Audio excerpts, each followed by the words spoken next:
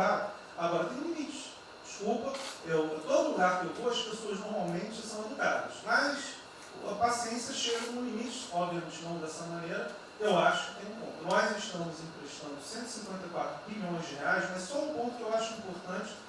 Tarcísio é super meu amigo e ele é muito esperto. Qual que é o grande ponto que a gente tem que evitar? O cara está quebrado, já estava quebrado antes e quer lançar um adesivo. Então, assim, claramente tem que ajudar, eu concordo. Tanto que nós emprestamos 43 bilhões de reais para o segmento imobiliário. 1,5 milhão de pessoas deixaram de ser demitidas. Agora não é para todo mundo, não. Aquela empresa que já estava quebrada antes, por que a gente vai dar uma adesivo? Então, este ajuste fino é importante, os bancos têm que fazer. Por quê? O último ponto que eu falo. Já estou sendo processado também, vou mais 2 juntos para a cadeia, por causa do auxílio emergencial. Sabe o que tem? Tem gente do TCU dizendo que a gente está ganhando muito, e tem gente dizendo que a gente está ganhando pouco. Ferrou. Ou seja, tem gente querendo me prender porque está dizendo que a gente está ganhando muito. E tem gente querendo me prender, que são aqueles caras lá que estavam antes, ganhando pouco. Vão acabar sendo presos, mas o que a gente não vai fazer? Deixar 30, 40, 50 milhões de pessoas passarem fome. Então, é só o meu recado dizendo o seguinte: a Caixa, o Banco de todos os brasileiros. Poxa, a gente está com 30 mil pessoas. Eu passo ligando, 45 pessoas na Caixa tiveram coronavírus. 2 faleceram, um, na verdade, com 70 anos já estava aposentado, e outro. A pessoa, eu chorei mais do que a pessoa, a mãe. Uma pessoa em 30 mil que estão o dia inteiro. E eu já falei para minha esposa, se tiver qualquer coisa, eu vou tomar 1 litro de hidrocloroquina, aquelas coisas todas.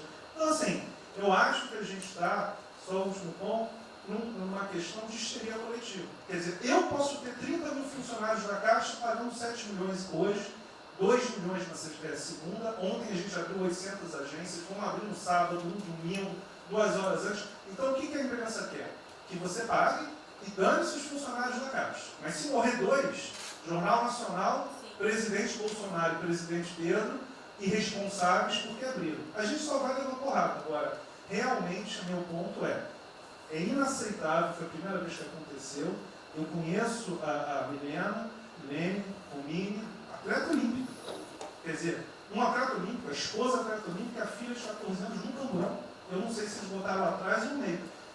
E aí você solta o estuprador, então acho que realmente tem uma questão. De novo, eu quero só reforçar uma coisa. O ministro Moro, em um dia, resolveu um problema muito importante. Muito obrigado, ministro. O que aconteceu? Os guardas, né, os que ficam dentro da agência, não poderiam, pela legislação, estar fora. O que aconteceu? O ministro, 5 horas, resolveu o problema. Então, nos próximos 90 dias, os atendentes da Caixa Econômica Federal, os guardas, vão poder ir para fora para ajudar a fila. Né? Ou seja, tem uma fila, tem 250 agências e tem 500 pessoas na fila. E aí, com a ajuda do ministro Moro da Polícia Federal, eles emitiram uma portaria. Então, só para finalizar, quero agradecer, ministro. Só um registro aí, até foi fácil de resolver, foi a Polícia Federal que resolveu. Ministro Ernesto, por favor. Volta a pedir que estejam com eles. Obrigado. Rapidamente, sobre o plano. A dimensão internacional do plano, evidentemente, é fundamental, já está aqui contemplado. Eu queria mencionar o seguinte: eu acho que é fundamental que essa dimensão internacional não seja simplesmente uma adaptação nossa ao cenário internacional, mas que ela leve em conta a capacidade que o Brasil hoje tem de influir no desenho de um novo cenário internacional. Eu estou cada vez mais convencido que o Brasil tem hoje as condições, tem a oportunidade de se sentar na mesa de 4, 5, 6 países que vão definir a nova ordem mundial. Um dia, na conversa do presidente com o primeiro-ministro da Índia, o indiano disse que vai ser tão diferente o pós-coronavírus do pré quanto o pós-segunda guerra do pré. Eu acho que é verdade, e assim como houve um Conselho de Segurança que definiu a ordem mundial, 5 países depois da Segunda Guerra, vai haver uma espécie de novo Conselho de Segurança, e nós temos dessa vez a oportunidade de estar nele e acreditar na possibilidade do Brasil influenciar e ajudar a formatar um novo cenário.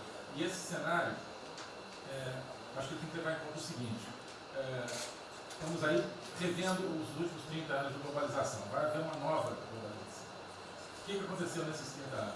Foi uma globalização cega para o tema dos valores, para o tema da democracia e da liberdade. Uma globalização que a gente está vendo agora criou um modelo onde no centro da economia internacional está um país que não é democrático, que não respeita os direitos humanos, etc. Essa nova globalização acho que não pode ser cega. Tem que ser uma globalização, tem que ser uma estrutura que leve em conta, claro, a dimensão econômica, mas também essa dimensão da liberdade e do valor. E da mesma maneira, acho que o plano está apontando para isso, na nossa dimensão nacional, também não pode ser um plano cego para essas dimensões daquilo que nos traz, né, que traz o projeto do presidente, que é não simplesmente a eficiência, a pujança, o crescimento econômico, mas a liberdade, o combate à corrupção, a reinvenção do Brasil livre dessas mazelas que nós pensamos. Obrigado. Obrigado, ministro. Roberto Campos. É o último que colocou. Não é bem nada. Eu só vou voltar na história. Vou voltar aqui numa história breve. Queria lembrar que no fim do governo Dilma a taxa de juros era 14,5%, a curva, mas a taxa longa era 20%. E aí quando a gente olha o que aconteceu e o que proporcionou a taxa de juros cair, é interessante, porque teve um dia, 18 de agosto, saiu uma manchete no jornal que todos os elementos apontavam que ia ter o teto de gastos. Naquele dia, a curva de juros começou a cair e foi quando depois o presidente do Banco Central anterior começou a cair os juros. Ele caiu os juros até o nível de 6,5, estabilizou, teve a incerteza das eleições, com a incerteza do PT poder voltar, a taxa piorou. Depois, curiosamente, quando o mercado entendeu que ia ter a Previdência, foi quando abriu espaço para cortar os juros novamente. Então, a razão dos juros ter ido de 14,5, 15, 20 para o que está hoje foi o fato da sociedade do mercado ter entendido que o governo ia ter disciplina em relação às contas públicas. Isso a gente não pode esquecer. Tá? Se permite, Roberto, então você está dizendo aí que não só a Selic tem como uma taxa longa, nós devemos basicamente a PEC do teto, é isso? Isso. Estou dizendo exatamente isso. E depois também a Previdência. Então, dito isso, eu acho que é importante a gente passar essa mensagem. Um outro tema só, aí em relação ao plano, 3 pontos só que eu acho importantes. A gente tem feito reuniões entre os banqueiros centrais de vários países do mundo, quase todas as semanas. Eu acho que tem 3 pontos que são importantes. Primeiro, existe um consenso hoje que o mundo privado está com muito medo de tomar risco. Então, que não vai ter como ter uma saída rápida sem que o governo não entre de alguma forma tomando risco. Porque o mundo privado está com medo de tomar risco pelo fator medo, que é o fator que o doutor mencionou, que eu acho que é muito importante. Se amanhã você permitir todo mundo no estádio de futebol ver um jogo, será que todo mundo vai sair de casa e vai? Qual é o fator medo? E o fator medo é interessante porque quanto mais informação você tem, mais medo você tem, porque a mídia joga medo. Então você tem hoje uma classe mais alta que tem mais medo que a classe mais baixa, exatamente porque eles têm mais acesso à informação e a informação enviesada.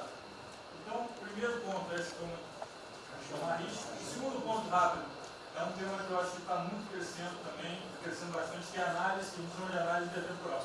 Quando você faz uma ajuda, quando o governo faz um gasto, geralmente acontece 2 coisas. Ou você bota fundo perdido, ou seja, esse gasto não vale nada, e aí vai ter um reflexo na economia, na taxa de juros, ou as pessoas exageram e falam, esse gasto vai ser um multiplicador. Provavelmente não é nenhuma coisa nem outra. O que eu acho que falta de analisar os gastos do governo é o quanto desse gasto que eu recupero lá na frente, via preservar empregos, via manter uma empresa viva, que ia morrer. Então eu acho que falta análise completa do gasto. O gasto nunca é fundo perdido. Também ele nunca é muito multiplicador, ele é um meio do caminho de uma coisa e outra. E o que eu acho que falta é a análise de eu vou gastar tanto e esse gasto vai ter essa visibilidade. Por exemplo, existe uma percepção do mercado que dinheiro para governador e prefeito é dinheiro jogado fora. Pode ser que seja mentira, mas existe essa percepção hoje. E tem vários vídeos rodando por aí, que os senhores devem ter visto, de que o dinheiro vai para a prefeitura e não vai parar, porque vai em bem intangível, que é difícil de controlar. Vai em programa que a pessoa nunca tem como monitorar. Então, acho que é importante esse tema de fazer essa análise intertemporal e ver realmente qual é a eficiência do gasto.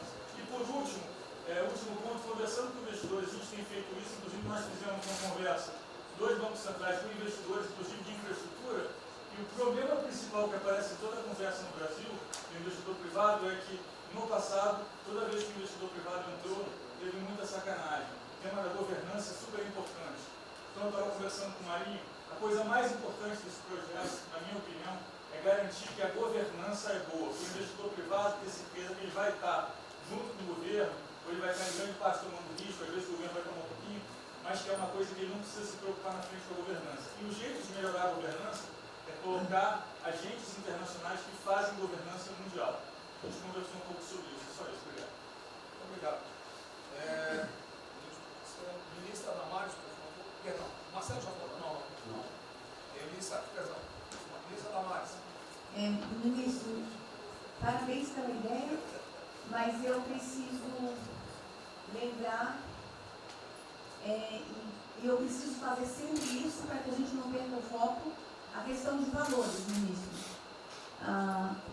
Esse governo tem o pilar dos valores. Não se pode construir nada neste governo sem a gente trazer valores. Nós estamos sabendo, e a gente está falando o tempo todo, que nós não seremos mais os mesmos depois dessa pandemia. O mundo não será mais o mesmo, nós não seremos mais o mesmo, e nós vamos ter que fazer uma revisão de políticas públicas no mundo todo e no Brasil. Nós vamos ter que nos reinventar, com certeza. Neste momento, o que nós estamos vendo aqui no nosso comitê? Nós estamos buscando dados e não estamos encontrando dados. Nós recebemos um governo que não tinha dados, os dados que nós tínhamos eram falsos, mentirosos. Um Brasil de achismo, um Brasil de talvez, eu acho que é, talvez sim, talvez não. Políticas públicas construídas até agora nessa nação em cima de talvez e de achismo. Nós vamos ter que rever muita coisa. É um país plural. Quando a gente vai buscar os povos tradicionais agora para a gente construir enfrentamento ao coronavírus, nós descobrimos, ministros, que nós temos 1.300.000 ucranianos no Brasil. Ninguém nunca falou de ucranianos para nós.